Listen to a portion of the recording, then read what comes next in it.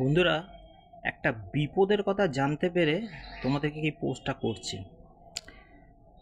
দুয়ারে অনেক কিছু তো নাম শুনেছে, দুয়ারে বিপদ এখন।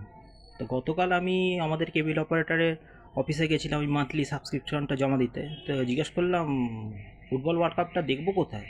না শুনি কোনো অ্যাড দেখাচ্ছে, না স্টার।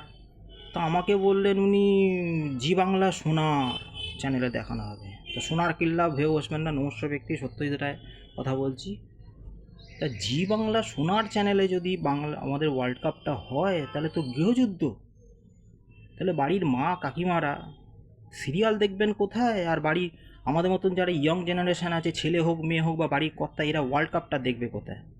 ওনারা বলতে পারেন তোমরা তো মোবাইলে ওটিটিতে দেখো, সিনেমা দেখো, এটাও দেখে নাও। কিন্তু এত বড় টুর্নামেন্ট, একটা বড় টুর্নামেন্ট বড় স্ক্রিন হলে খুব ভালো হয় না? তা এ তো গৃহযুদ্ধ লাগতে চলেছে যা দেখলাম আমি, বুঝছি শুনছি আমি। তা তাই গৃহযুদ্ধ কি করে মিটবে?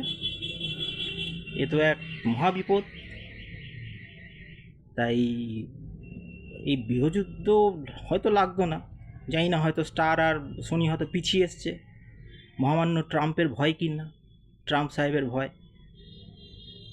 কেন বলা তো যায় না উনি কখন কি ভেবে বসেন, ওনার খামখেয়ালিপনা।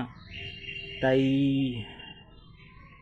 আমার ভারত সরকারের কাছে একটি আবেদন রয়েছে। তা এনারা যদি এই সমস্যাটার সমাধান করেন, হ্যাঁ, রাজ্য সরকারের থ্রুতেই আমি ওনার কাছে আবেদন জানাচ্ছি মাননীয় প্রধানমন্ত্রীর কাছে।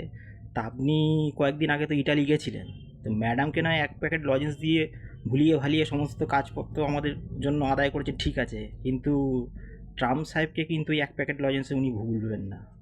ওনার জন্য কিন্তু এটা বেশ বড় সড়ো খেলনা চাই। আবার দেখবেন সে চায়না খেলনাটা যেন চাইনিজ না হয়, দুদিন পর ভেঙে যাবে। তারপর সাহেবের যা গোসা, কোথায় কোন পণ্যের ওপর আমাদের ভারী বড় শুল্ক চাপিয়ে দেয়, শেষে আর মস্ত বড় আমাদের বিপদ হয়ে দাঁড়াবে। একই জ্বালানির জ্বলনে আমরা জ্বলছি, জিনিসপত্রের দাম আকাশ ছোঁয়া, আগুন জ্বলছে। তারপর যদি আবার যদি কোনো জিনিসে যদি শুল্ক বেড়ে যায় তাহলে তো মহা বিপদ। তা সেই জন্য আমার মতন একজন তুচ্ছ মানুষ একটি ছোট্ট প্রস্তাব আপনাকে দিচ্ছে।